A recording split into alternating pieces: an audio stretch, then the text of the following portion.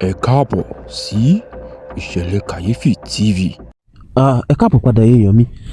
Bẹ́ẹ̀ láti rí olóyè Sunday Igboho tó jáde láti gba àwọn ọmọ Yorùbá ní ìyànjú wípé ó nílò kí a ṣe ara wa ní òṣùṣù ọwọ̀, kí a ṣe ara wa nìkan ká jẹ́ kí èdè wa kó yé wa láìsí èdè àìyedè láàrin wa. Nítorí láti débi tá à ń lọ, a nílò kí ìṣọ̀kan kó wà láàrin wa láti gbé èdè àti àṣà wa ní àrúgẹ. Ẹ jẹ́ kí a gbọ́ láti ẹnu olóyè Sunday Igboho. Hi, Adeyemo Sunday Adeniyi, popularly known as Sunday Igboho. I'm a typical Yoruba man. So,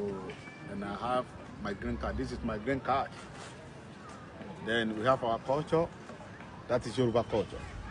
We call it Yoruba culture. Our culture is so beautiful all over the world. So my people, we need to join our hand together to fight for our region, our culture. So because we don't need to make our culture die. Our culture is very powerful culture all over the world. Very respectful culture. I'm in Germany right now. See, I'm around the Fegesack. We call this area Fegesack. See, beautiful, see beautiful area in Germany. So my people, I'm begging you, we don't need to fight ourselves. We need to join our hands together to fight for our region, our culture. Very, very important. Please, my people, love is very important. It's very, very important in our region. Love is powerful. We need to join our hands together. We don't need to fight ourselves. Please, I'm begging you, my sister, my brother, please, because I'm a particular Yoruba man. My language is very important to me. I'm not an English man. I'm a Yoruba man. So love is very important. Please, my people, I'm begging you. God bless you all over the world. Ọ̀kan jáde pé ó ń bú bàbá wa Bánjí Akíntóyè àti bí ọ̀nà olóyè Sunday Igboho program yẹn náà ó náà bú olóyè Sunday Igboho àbí mo ní alákọ̀ọ́kọ́ ṣé ọmọ tí ayé ń gbọ́ ni wọ́n ní àwọn kọ̀ọ̀kan náà ló kù tó ń gbọ́ pé mo ní bíbú tó bú bàbá wa Bánjí Akíntóyè yẹn opportunity láti ní followers ni kò sí nǹkan kan míì kì í ṣe ìjàlẹ̀ Yorùbá ló jẹ wọ́n lógún tó yẹn ọmọlọ́mọ kan wá nǹkan tó máa fi nǹkan tí mo fi jọ́ọ̀jì mọ́mì tó sọ̀rọ̀ yẹn fún mi nìyẹn pé ọmọ kan jáde lẹ́nu jẹ́ láyé bí àná àbíjẹta kó bú bàbá Bánjí Akíntóyè ó bú olóyè Sunday Igboho pé kíní kan lórí ọ̀rọ̀ Yorùbá nation struggle àbí nǹkan ẹ̀ẹ̀kan ọmọ kan tó ṣẹlẹ̀ ni pé tí ọ̀rọ̀ yìí bá ká mi lára àti bíbúyàn kan ni the next ẹni tí ọ̀rọ̀ ilẹ̀ Yorùbá bá ká lára bíbúyàn kan ni the next solution bàbá ẹnìkan ni bàbá wa Bánjí Akíntóyè bàbá ẹnìkan ni olóyè Sunday Igboho tẹ́ bá tiẹ̀ tí wá ní ká wò dáadáa ẹ jẹ́ ká wọnú àwọn tí àwọn òbí wọn jẹ́ èèyàn pàtàkì ní ilẹ̀ yìí ilẹ̀ adúláwọ̀ wa yìí tẹ́ bá ń gbọ́ pé ọmọ kan jáde ó bú bàbá wa Bánjí Akíntóyè ó bú olóyè Sunday Igboho ta ni bàbá ẹni tó ń sọ̀rọ̀ yẹn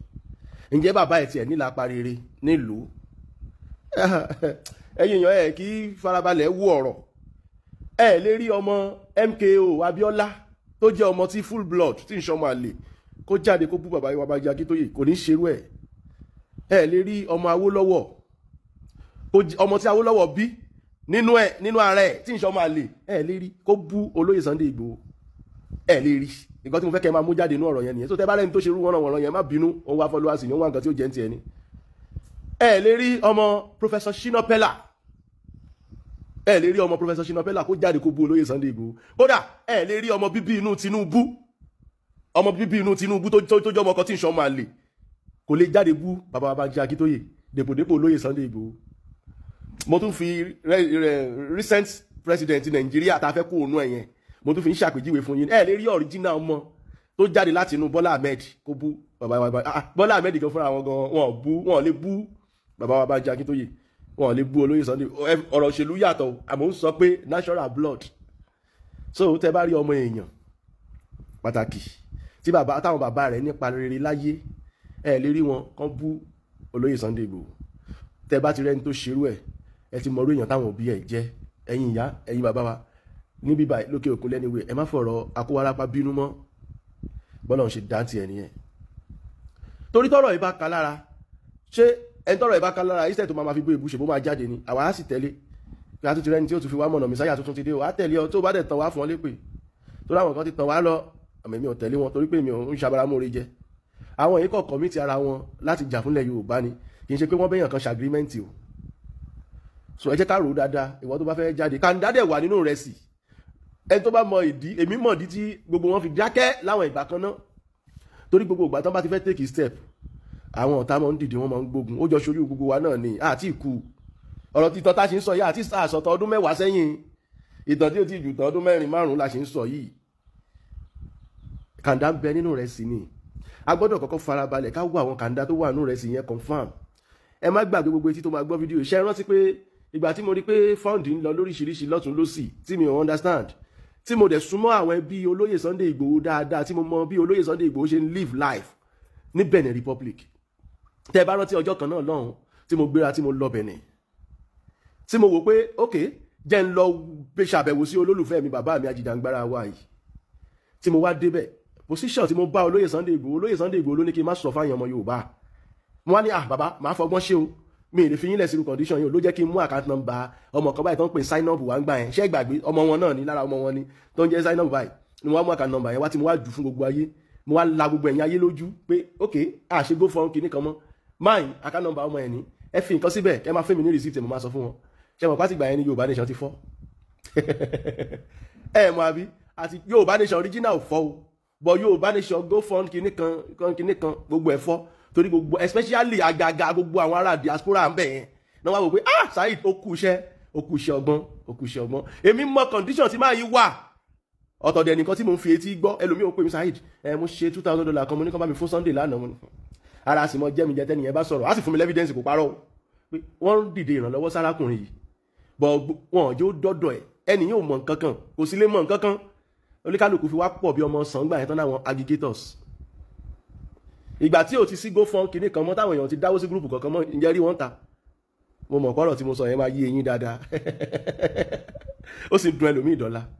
òun náà ṣe lo ẹnìkan nínú wọn láti fẹ́ gbé mi ṣubú gbà yẹn pé kó parọ́ pé mo gbowó lọ́wọ́ ìyá kan kinní kan iṣẹ́ yẹn náà já torí mo ti ń ṣe bísínẹ́sì bọ̀ online ti pẹ́ táwọn èèyàn sì trust mi dáadáa òun náà ṣe fẹ́ lo ẹnìkan wá ìgbà téèyàn náà wá rí pé mi ò ṣe gbé ṣubú ó sún sẹ́yìn ó rí pé ọmọ yẹn ti ta gbòǹgbò ẹ̀ ó ti strong bẹ́ẹ̀ ni òun ló ṣe dáa jẹ́ káyé lè gbẹ̀rí ẹ jẹ́ gbogbo ìwà tó bá ń wù gbogbo nǹkan téèyàn bá ń ṣe láyé jẹ́ káwọn èèyàn gbẹ̀rí ẹ jẹ́ ẹ mọ̀ tó bá yẹ pálákùnrin yẹn bó ṣe jáde ńgbà yẹn là bóyá mo ti ṣe àṣemáṣe ẹ mọ̀ káwọn tó kù náà wọ́n máa jáde with the same complaint pẹ̀lú evidence but wọ́n rí pé ó ṣókùnkùn sí everybody pé Saheed àti mọ̀mọ́ yìí ti pẹ́ ìṣirò èèyàn bẹ́ẹ̀ ó ti ẹ̀fọ́ ránṣẹ́ ó wá ń já oríkálùkù lára jẹ́ pé Saheed rè irọ́ ọlọ́run tó bá kọ̀la tí ń bẹ̀rẹ̀ sí ní ṣàbòsí èèyàn kọ́lọ́run kúkú pa mi ó tẹ́ mi lọ́rùn torí mi ò rẹ́dí àti gbogbo ẹnì kankan sá lọ fowó rán mi ń ṣẹ́jẹ́ ń ṣiṣẹ́ kí n sì jèrè ń bẹ̀ ni mò ń ṣe láyé mi láti bẹ̀rẹ̀ ayé mi torí mo love business gan àmọ́ ṣe bá níṣẹ́ tá à ń ṣe jẹun tẹ́lẹ̀ ká tó join Yorùbá Nation Agitators ẹni tó jáde tó ń bú tó náà fẹ́ bú bàbá Banji Akíntóyè ẹ béèrè pé kí ni pa ẹ̀ látara àwọn fámìlì àwọn tó dolóògbé nílé olóyè Sunday Igboho kí ni pa wọn ò ní sọ̀rọ̀ síbi tọ́rọ̀ wà wọ́n á máa pretend lójú gbogbo ayé bígbà tó máa kó ká wọn lára tọ́rọ̀ bá kẹ́ ẹ lára mú bàbá rẹ àti ìyá rẹ mú wọn síwájú kọ́kọ̀lé wọn lọ́wọ́ àtàdá sọ fáwa pé bàbá rẹ ti ṣetán láti ṣáájú o ìyá rẹ ti ṣetán láti tẹ̀lé bàbá rẹ o ìwọ náà ti ṣetán láti fira rẹ lẹ̀ èmi náà wà tẹ̀lé ọ ojú bẹ́ẹ̀ lọ wọ́n jáde láti bú anybody ó wá followers ni mẹ́rin wọ́n já ò ní láti jáde bú anybody olóyè Sunday Igboho ṣẹ́ níbo tó bá náà ṣe mọ́ lọ́la dẹ̀ ẹlòmíì á dìde bàbá mi kò ní bàjẹ́ o tí bàbá Banji Akíntóyè bá náà ṣe mọ́ lọ́la ẹlòmíì á dìde wọ́n tó bá fẹ́ wà dìde wọ́n tó bá dẹ̀ lè dìde wà gbẹ́nu ẹ̀ dákẹ́ kò sẹ́ni tó rán ẹ lé bú torí èbú tó bú àyẹn ò encourage wọn náà kí ló súnmọ́ bàbá Banji Akíntóyè dé Benin Republic mẹ́rin wọ́n àtàkì bàbá yẹn 3 times wọ́n àtàkì ilé bàbá wa Wọlé Ṣóyínká 2 times wọ́n àtàkì ilé olóyè Sunday Igboho 8 times ẹ ti gbàgbé bọ́ ọmọdé ò bàbá tán àbárọ̀bá àwa ó sọ fún yín ibi táwọn yẹn ti ń jagun bọ̀ tán tẹ̀sí ti fara gbá nǹkan lóríṣiríṣi kò wá ní dè ní káwọn máa wò wọn bí káwọn yà abara mọ́re jẹ́ lórí ọ̀rọ̀ wọn ìwọ́n tó bá fẹ́ bú bàbá Banji Akíntóyè ṣé bàbá tiẹ̀ nípa láyé ẹ mọ́ dolo ṣe yan lóhun ẹja mọ́ bá bísínẹ́sì wa lọ mo kàn ní kí n sáré wá yanjú ọ̀rọ̀ yìí ni.